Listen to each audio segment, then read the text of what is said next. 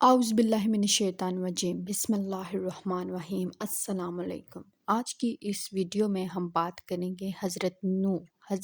جنہیں آدم ثانی بھی کہا جاتا ہے، حضرت نوح علیہ السلام کی قوم کے بارے میں۔ حضرت آدم علیہ السلام سے لے کر حضرت نوح علیہ السلام کے درمیان کا جو وقت ہے وہ تقریباً 1000 سال کا عرصہ ہے، اور اس دوران تمام حضرت آدم علیہ السلام کو ماننے والے اللہ کی عبادت اور توحید کے راستے پر گامزن تھے۔ اور چونکہ اچھے اور برے لوگ ہر وقت اور زمانے میں موجود ہوتے ہیں، حضرت آدم علیہ السلام کے دور میں بھی ایسا ہی تھا۔ کچھ اچھے اور کچھ برے لوگ تھے، اور وہ برے لوگ ان اچھے لوگوں سے بے انتہا محبت رکھتے تھے۔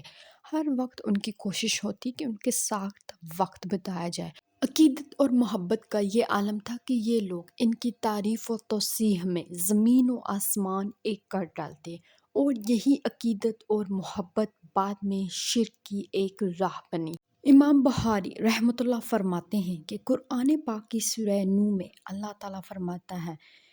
ہرگز نہ چھوڑنا اور ان بتوں کی پوجا کرنا، یعنی کہ ود، سواع، نصر اور یعوق وغیرہ کی۔ امام بخاری رحمۃ اللہ اس قرآنی آیت کی تفسیر میں حضرت ابن عباس رضی اللہ تعالیٰ عنہ کی ایک روایت بیان کرتے ہیں، جس میں حضرت ابن عباس فرماتے ہیں کہ یہ لوگ ود، سواع، نصر اور یعوق وغیرہ یہ حضرت آدم علیہ السلام کے دور کے وہ نیک لوگ تھے جن سے وہ برے لوگ بے انتہا محبت اور عقیدت رکھتے تھے۔ اور گزرتے وقت میں جب وہ اس دنیا سے پردہ فرما گئے تو ان برے لوگوں کے دلوں میں شیطان نے یہ وسوسہ ڈالا کہ آپ لوگ ان کے بت بنا کے اس جگہ پہ نصب کر دیں جہاں پہ یہ اچھے اور نیک لوگ بیٹھا کرتے تھے۔ چنانچہ ان لوگوں نے ایسا ہی کیا۔ ان نیک لوگوں کے نام پہ ان لوگوں نے پتھروں کے بت بنا کے اسی جگہ نصب کر دیے جہاں پہ وہ بیٹھا کرتے تھے۔ چونکہ اس دور میں تمام لوگ توحید کے راستے پر تھے اور ایک اللہ کی عبادت کرتے تھے، مگر جو وقت گزرتا گیا وہ بت بنانے اور نصب کرنے والے جب اس دنیا فانی سے کوچ کر گئے، اور آنے والی نئی نسل جسے شاید توحید کی وہ دعوت اس طرح سے نہ دی گئی، جن کے پاس علم کی کمی تھی، ان کو شیطانی پنجوں نے اس طرح جھگڑا کہ انہی لوگوں نے بتوں کی پرستش کرنا شروع کر دی، اور یوں حضرت آدم علیہ السلام کے ماننے والے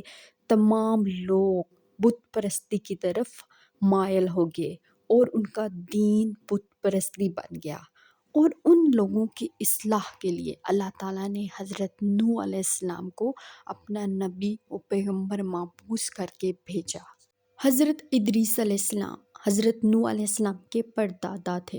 اور حضرت ابن عباس رضی اللہ تعالیٰ عنہ سے روایت ہے، حضرت آدم علیہ السلام سے حضرت نوح علیہ السلام کے درمیان 10 قرنوں کا طویل وقفہ ہے، اور ایک قرن تقریباً 100 سال کا ہے۔ حضرت آدم علیہ السلام کے دنیا سے پردہ فرمانے کے بعد تقریباً 1000 سال تک لوگ توحید کے راستے پر گامزن رہے، اور توحید ہی ان کا اصل دین رہا، اور وہ ایک اللہ کی عبادت کرتے رہے۔ مگر چونکہ وقت و حالات اور شیطان نے ان کو اپنے شکنجے میں ایسے جکڑا، اور چونکہ ان کی اصلاح کے لیے کوئی اللہ کا نبی یا پیغمبر مبعوث نہیں تھا، تو لوگ بت پرستی کی طرف مائل ہو گئے، اور ایسے مائل ہوئے کہ تمام کے تمام لوگ بت پرست بن گئے۔ ان میں سے کوئی بھی توحید کا ماننے والا باقی نہ بچا۔ تو اللہ تعالیٰ نے حضرت نوح علیہ السلام کو اپنا نبی اور پیغمبر مبعوث فرمایا، اور اس روئے زمین پر حضرت نوح علیہ السلام کے علاوہ کوئی بھی توحید کا ماننے والا موجود نہ تھا، اور حضرت نوح علیہ السلام نے نئے سرے سے بالکل نئے سرے سے لوگوں کو توحید کی طرف بلانا شروع کر دیا۔ اور بلا شبہ یہ مرحلہ انتہائی کٹھن اور مشکل ہے۔ جب کہیں پہ بھی آپ کا کوئی ہم خیال نہ ہو، ہم سوچ نہ ہو، ہم نوا نہ ہو، تو وہاں پہ وقت گزارنا کتنا کٹھن ہوتا ہے۔ حضرت نوح علیہ السلام کا بھی یہ کٹھن سفر شروع ہو چکا تھا۔ حضرت نوح علیہ السلام نے لوگوں کے گھروں میں جا کے، لوگوں کے اجتماعات میں فردن فردن اجتماعی طور پر ہر طرح سے لوگوں کو توحید کی دعوت دی، ان کو اللہ کے غضب سے ڈرایا کہ بے شک جب اللہ کی پکڑ آن پہنچی، اس کا فیصلہ ہو چکا تو پھر وہ نہیں ٹلے گا۔ مگر لوگوں نے ان کی باتوں کو بالکل ہی نظر انداز کر دیا، ہر طرح سے ایسے جیسے وہ گونگے ہوں، بہرے ہوں اور ان کو کچھ بھی سمجھ نہ ہو، اس طرح کا رویہ اپنا لیا۔ یوں حضرت نوح علیہ السلام کو تقریباً 950 سال لوگوں کو توحید کی دعوت دیتے رہے، اور یہ تمام وقت نہایت مشقت طلب اور صبر آزما تھا، اور اس تمام وقت میں سوائے چند لوگوں کے کسی نے بھی توحید کی دعوت کو قبول نہ کیا۔ اور حضرت نوح علیہ السلام نے اللہ تعالیٰ سے یہ دعا کی کہ اے میرے رب، میں تیرا پیغام، تیرا حکم تیرے بندوں تک پہنچا کے تھک چکا ہوں، مگر یہ لوگ ایسے ہیں جیسے یہ تیری کوئی بات سننا ہی نہیں چاہتے۔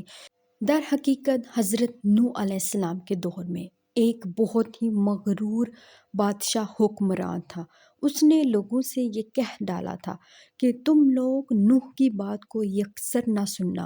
اور یہ جو بھی کہتا ہے، جو بھی کرتا ہے، اس کو کرنے دو، تم اس کی کسی بات کی طرف کوئی دھیان نہ دینا، اور تم اپنی عبادت یعنی کہ بت پرستی میں لگے رہو۔ یہی وجہ تھی کہ حضرت نوح علیہ السلام کی تبلیغ کا لوگوں پہ کچھ بھی اثر نہ ہوتا تھا، وہ ان کا سنا انسنا کر ڈالتے، اور بسا اوقات حضرت نوح علیہ السلام کے سامنے ہی ان کی واعظ و نصیحت کے جواب میں اپنی کانوں میں انگلیاں ڈال کے یعنی کہ وہ سننا ہی نہیں چاہتے جیسے رویے کا اظہار کرتے۔ ان تمام حالات و واقعات سے دل برداشتہ ہو کر حضرت نوح علیہ السلام نے نہایت عاجزانہ انداز میں اللہ تعالیٰ کی بارگاہ میں دعا کی، اے میرے پروردگار، یہ میرا کہنا نہیں مانتے اور ان لوگوں کی سنتے ہیں جن کی مال و اولاد نے ان کو کوئی فائدہ تو نہ دیا مگر ان کو الٹا نقصان میں ڈالا،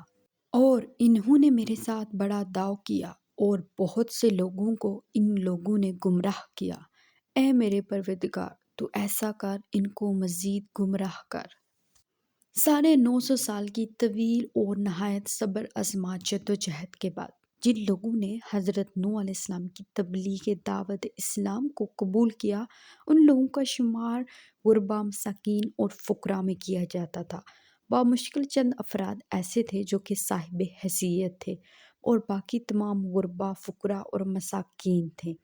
قوم کے سرداران سے یہ بھی برداشت نہ ہوا تو انہوں نے ایک چال چلی، اور وہ سب مغرور سرداران حضرت نوح علیہ السلام کے پاس گئے اور ان سے کہنے لگے، ہم آپ کی باتیں سننا چاہتے ہیں، اور ہم چاہتے ہیں کہ باقی تمام لوگ بھی آپ کی باتیں سنیں اور اس سے فائدہ اٹھائیں۔ ہم کو آپ کا واعظ و نصیحت کرنا اچھا لگتا ہے، مگر چونکہ ہم لوگ قوم کے سرداران ہیں، ہماری حیثیت بہت زیادہ ہے، اور آپ کے ساتھی جو ہیں وہ نہایت غریب، فقراء اور مساکین لوگوں پر مشتمل ہیں، جبکہ باقی تمام ہم سرداران صاحب حیثیت، مقام و مرتبہ اور جاہ و جلال والے ہیں۔ ہم کو یہ زیب نہیں دیتا کہ ہم ان لوگوں کو یعنی ان ذلیل فقیر فقراء کے ساتھ بیٹھ کر آپ کی تبلیغ سنیں۔ ہماری یہ شرط ہے کہ آپ ان سب کو یہاں سے دھکے مار کر نکال دیں اور اپنے ساتھی بنانے سے انکاری کر دیں، تو ہم یہ وعدہ کرتے ہیں کہ ہم آپ پہ ایمان لے آئیں گے، اور ہم سب لوگ طاقت اور حیثیت میں ان سب سے بہت بڑھ کر ہیں۔ قوم نوح کے ان مغرور سرداران کا قصہ قرآن پاک کی سورہ ہود میں کچھ اس طرح سے بیان ہوا ہے۔ اللہ تعالیٰ فرماتا ہے،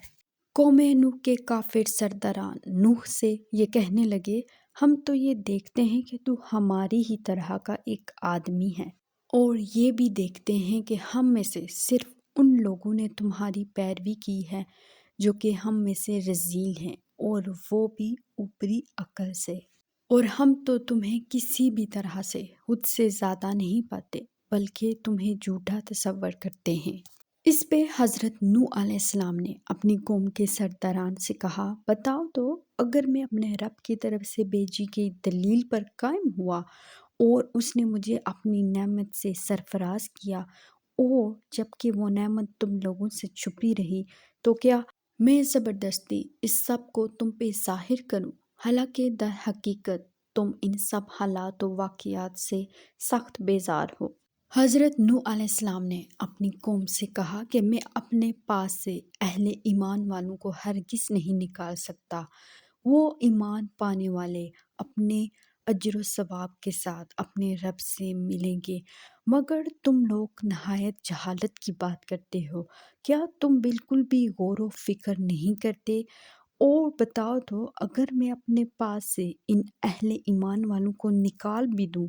تو کیا تم اللہ کے غضب کے سامنے میری مدد کرو گے؟ اس کے ساتھ ساتھ حضرت نوح علیہ السلام نے اپنی قوم کو مخاطب کر کے کہا کہ میں تم سے اپنے وعظ و نصیحت کے بدلے میں نہ ہی تم سے کوئی اجرت مانگتا ہوں اور نہ ہی مجھے کسی قسم کی مزید کوئی طلب ہے۔ بے شک میرا اجر و ثواب میرے رب کے پاس موجود ہے،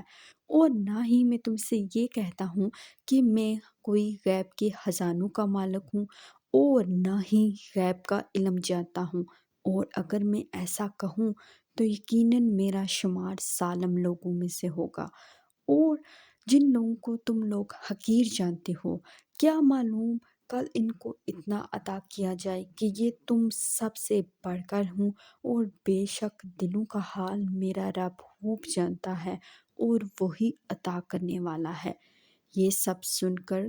قوم نوح مزید اکڑ گئی، اور انہوں نے ان باتوں کو سخت ناگوار تصور کیا، اور نہایت تلملا کر حضرت نوح علیہ السلام سے کہنے لگے، اگر تم سچے ہو تو ہم پہ خدا کا عذاب لے ہی آؤ۔ حضرت نوح علیہ السلام نے اپنی قوم سے کہا، بے شک میرے رب کا وعدہ سچا ہے، اور جب عذاب آئے گا تو وہ نہ کسی کے کہنے سے ٹلے گا اور نہ ہی ختم ہوگا، اور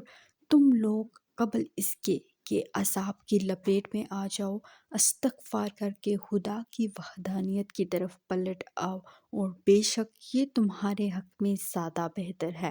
اس کے بعد حضرت نوح علیہ السلام نے اپنی قوم سے کہا،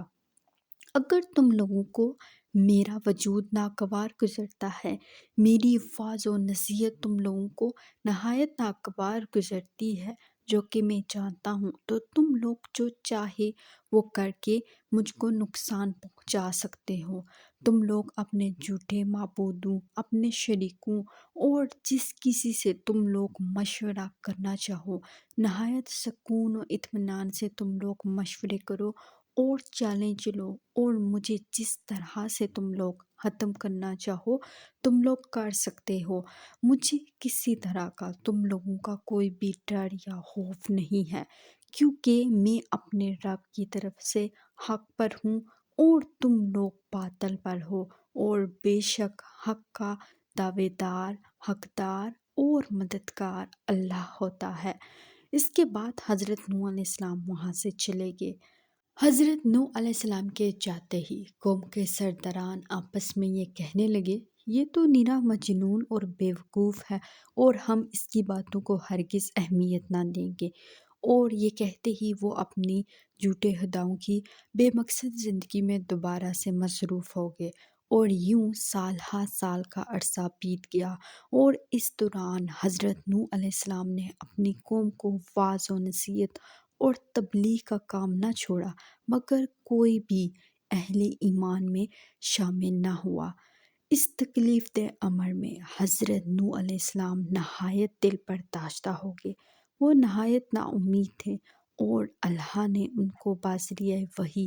یہ خبر پہنچائی کہ اب ان میں سے کوئی بھی ایمان نہیں لائے گا۔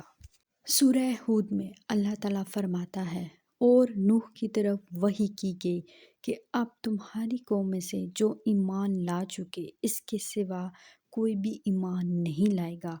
اور آپ ان کے کاموں پہ ہرگز غمگین نہ ہوں۔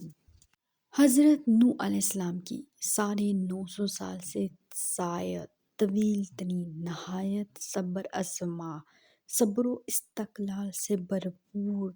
جدوجہد واعظ و نصیحت اور لوگوں کے تال اور سخت جملوں سے بھرپور جدوجہد کے جواب میں جب چند گنتی کے لوگ دائرہ اسلام میں داخل ہوتے ہیں تو یہ عمل نہایت حضرت نوح علیہ السلام کے لیے دل برداشتہ تھا، تو انہوں نے ان سب تکالیف اور مصائب اور اپنے صبر و آزمائش کی انتہا پہ پہنچتے ہوئے اپنے رب سے دعا کی، جس کا ذکر قرآن پاک کی سورہ نوح میں موجود ہے۔ اللہ تعالیٰ فرماتا ہے، حضرت نوح علیہ السلام نے دعا کی، اے میرے پروردگار، تو اس روئے زمین پر کسی کافر کو رہنے سہنے والا نہ چھوڑ، اور اگر تو ان کو چھوڑ دے گا تو یقیناً یہ تیرے اور بندوں کو گمراہ کریں گے، اور ان کے ہاں جو بھی اولاد پیدا ہوگی وہ بھی انہی کی طرح بدکار اور ناشکری ہوگی۔ اے میرے پروردگار، تو مجھے، میرے ماں باپ کو اور جو لوگ ایمان کے ساتھ میرے گھر میں داخل ہوں ان سب کو بخش دے، اور تمام مومن مردوں اور عورتوں کو بخش دے، اور کافروں کو سوائے ہلاکت کے کچھ بھی نہ دے۔ اور بلا شبہ اللہ تعالیٰ نے حضرت نوح علیہ السلام کی دعا کو قبول کیا، اور اللہ تعالیٰ فرماتے ہیں، اور نوح نے جب ہم سے مدد مانگی تو ہم نے اس کی مدد کی اور اس سے کہا، ہماری آنکھوں کے سامنے ہماری وحی کے مطابق کشتی تیار کرو۔ لہٰذا حضرت نوح علیہ السلام نے اللہ کی ہدایت اور حضرت جبریل علیہ السلام کی رہنمائی کے ساتھ کشتی نوح کو تیار کیا۔ کہا جاتا ہے حضرت نوح علیہ السلام نے یہ کشتی تقریباً 100 سال کے عرصے میں تعمیر کی، چونکہ حضرت نوح علیہ السلام جس پہاڑی پر رہتے تھے وہ نہایت خشک تھی، اور وہاں کوئی بھی درخت نہیں تھا اور نہ ہی ارد گرد کوئی پانی تھا، لہٰذا حضرت نوح علیہ السلام نے پہلے وہاں پہ اللہ کے حکم سے درخت اگائے، اور جب وہ درخت تناور ہو گئے، نہایت مضبوط اور قوی، تو انہوں نے ان کو کاٹ کر بڑے بڑے تختے بنائے اور لوہا اکٹھا کیا، اور اس لوہے سے کیل بنائے، اور بڑے بڑے تختوں کے ساتھ اور ان کینوں کے ساتھ اللہ کی رہنمائی اور حضرت جبرائیل علیہ السلام کی مدد سے وہ کشتی نوح کو تعمیر کیا۔ قوم نوح نے جب حضرت نوح علیہ السلام کو کشتی بناتے وہ بھی پہاڑ کی چوٹی پر دیکھا تو وہ سب ان کا مذاق اڑانے لگے اور کہنے لگے، نوح، پہلے تو تم کہتے تھے کہ میں اللہ کا نبی ہوں اور تم ہم کو حق کی دعوت دیتے تھے، اور اب تم پہاڑ کی چوٹی پر بڑھئی بن کر ایک کشتی بنا رہے ہو، تم نرے مجنون اور بیوقوف ہو۔ اس کا ذکر قرآن پاک کی سورہ ہود میں موجود ہے۔ اللہ تعالیٰ فرماتا ہے، حضرت نوح علیہ السلام کی قوم کی جو بھی جماعت ان کے پاس سے گزرتی وہ ان سے مذاق اڑانے والے انداز میں کہتی کہ تم پہاڑ کی چوٹی پر کشتی بنا رہے ہو، اگر تم ہمارا مذاق اڑاتے ہو تو ایک دن ہم بھی تم پہ ہنسیں گے، جس طرح سے تم لوگ مسخرہ پن کر رہے ہو۔ بہت جلد تم لوگوں کو معلوم ہو جائے گا کہ کس پہ عذاب آئے گا اور کون اس کا شکار ہوگا۔ کشتی نوح کا حلیہ حضرت ابن عباس رضی اللہ تعالیٰ عنہ سے روایت ہے۔ آپ رضی اللہ تعالیٰ عنہ فرماتے ہیں کہ حضرت نوح علیہ السلام نے پہاڑ کی چوٹی پر ایک کشتی بنائی اور اس کشتی کو تارکول سے لپیٹا۔ کہتے ہیں کہ تارکول کا ظہور اسی وقت ہی ہوا تھا۔ کشتی نوح کا طول یہ 300 گز تھا اور اس کی اونچائی 30 گز اور اس کا عرض 50 گز تھا۔ ایک اندازے کے مطابق اس کا ایک طول 1 کلومیٹر سے زیادہ تھا، جبکہ اس کی بلندی اور گہرائی دونوں 30 ہاتھ تھی۔ یہ کشتی آج کل کی کشتیوں سے بالکل ہی منفرد اور الگ تھی۔ یہ جس طرح نیچے سے بند تھی اسی طرح اوپری سطح سے بھی اس کو بند کیا گیا تھا تاکہ طوفان نوح سے تمام لوگ محفوظ رہیں، اور ایک اندازے کے مطابق اس کی شکل گیند نما تھی اور اس کے اوپر تلے 3 دروازے تھے۔ اس کی 3 منزلیں بنائی گئی تھی اور ہر دروازہ دوسرے دروازے کے اوپر آتا تھا، اور یوں کشتی اللہ کے حکم اور رہنمائی، حضرت جبریل علیہ السلام کی مدد اور حضرت نوح علیہ السلام کی محنت سے تیار کی گئی، جو کہ آج بھی اہل ایمان کے لیے عبرت کے نشان کے طور پر موجود ہے۔ جس کا ذکر قرآن پاک میں اللہ تعالیٰ یوں فرماتا ہے، اور ہم نے اس واقعے کو نشانی بنا کر باقی رکھا تو ہے کوئی عبرت پکڑنے والا۔ اب طوفان نوح کی آمد ہونا باقی تھی۔ اللہ تعالیٰ نے حضرت نوح علیہ السلام کو اشارہ دے رکھا تھا، آپ کے گھر میں موجود جو تندور ہے، جب اس میں سے پانی شدید جوش کے ساتھ ابلنا شروع ہو جائے تو آپ یہ سمجھ جائیں کہ اب اللہ کا عذاب قریب ہے۔ اس وقت آپ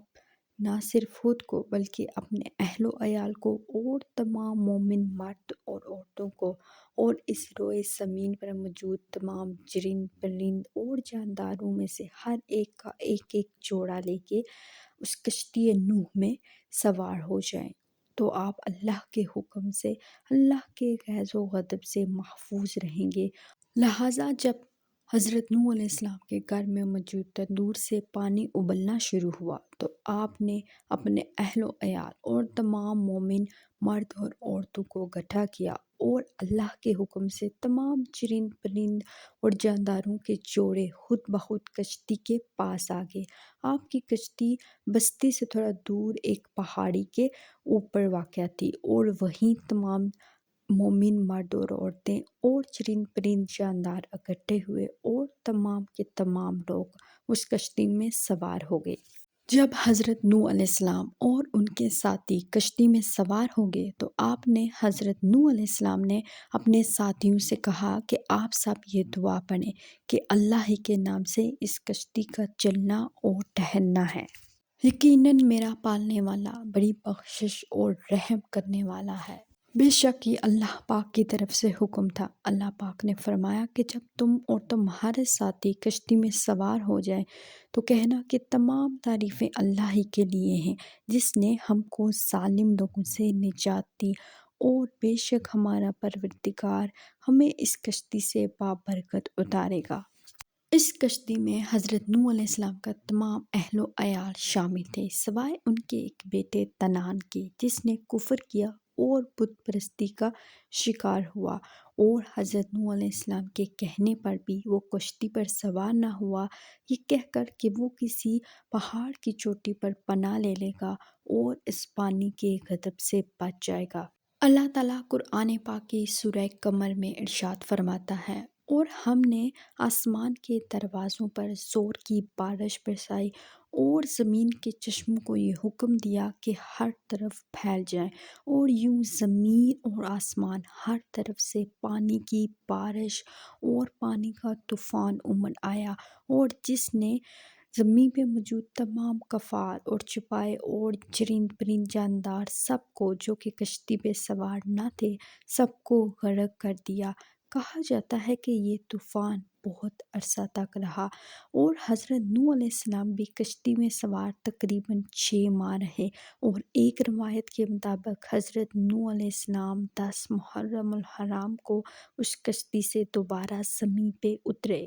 کہا جاتا ہے کہ حضرت نوح علیہ السلام نے زمین کا جائزہ لینے کے لیے ایک کبوتر بھیجا، اور جب وہ کبوتر واپس گیا تو اس کی چونچ میں زیتون کی ٹہنی تھی، اور آپ نے اندازہ لگا لیا کہ زمین پر اب اثرات طوفان کے کم ہو چکے ہیں، اور یہی وجہ ہے کہ زمین پر نئے پودے اگ آئے ہیں۔ اور جب آپ نے دوبارہ اس کبوتر کو جائزہ لینے کے لیے بھیجا تو اس کے پاؤں خاک آلود تھے، تو آپ نے اندازہ لگا لیا کہ اب زمین اہل ایمان کے رہنے کے قابل ہو چکی ہے، اور تمام پانی زمین نکل چکی ہے، اور جو کہ اللہ تعالیٰ نے قرآن پاک میں ارشاد فرمایا، میں نے زمین کو حکم دیا کہ تمام پانی نکل جائے۔ اور یوں حضرت نوح علیہ السلام کی اولاد سے اللہ تعالیٰ نے روئے زمین کو دوبارہ سے آباد کیا، اور تمام مومنین مرد اور عورتوں کے ساتھ۔ یہی وجہ ہے کہ حضرت نوح علیہ السلام کو آدم ثانی اور ابو البشر بھی کہا جاتا ہے۔ طوفان نوح کے بعد حضرت نوح علیہ السلام تقریباً 350 سال تک مزید زندہ رہے، اور ایک روایت کے مطابق آپ لبنان جبکہ دوسری کے مطابق آپ مکہ المکرمہ میں آپ کو دفن کیا گیا ہے۔ کہا جاتا ہے کہ حضرت نوح علیہ السلام کے 3 بیٹے تھے، سام، حام اور یافس۔ حضرت سام علیہ السلام کی اولاد کی رنگت سفید رنگ کی ہے، جبکہ ان میں سے بہت کم ہیں جن کی رنگت سیاہ، اور ان میں سے کچھ ہیں جن کی رنگت قلمی ہے، جبکہ حضرت حام علیہ السلام کی اولاد کی رنگت سیاہ فام تھی۔ ان میں سے بہت کم تھے جن کی رنگت سفید رنگ کی تھی، اور اسی طرح حضرت یافس علیہ السلام کی اولاد کی رنگت سرخی مائل رنگ تھا۔ یہی وجہ ہے کہ کہا جاتا ہے کہ عرب اور بنی اسرائیل حضرت سام علیہ السلام کی اولاد ہیں، جبکہ تمام حبش حضرت حام علیہ السلام کی اولاد ہیں، اور تمام ترک اور ایشیا کے لوگ حضرت یافس علیہ السلام کی اولاد ہیں۔ جیسا کہ قرآن پاک میں اللہ تعالیٰ فرماتا ہے، اور جب نوح نے اپنی قوم سے عاجز آ کر ہماری بارگاہ میں دعا کی تو ہم نے اس کی دعا کو قبول کیا۔ بے شک ہم بہترین دعا کو قبول کرنے والے ہیں، اور ہم نے اس کو اس کی قوم کی ایذا سے بچایا اور اس کی اولاد کو ہمیشہ باقی رہنے والی بنایا۔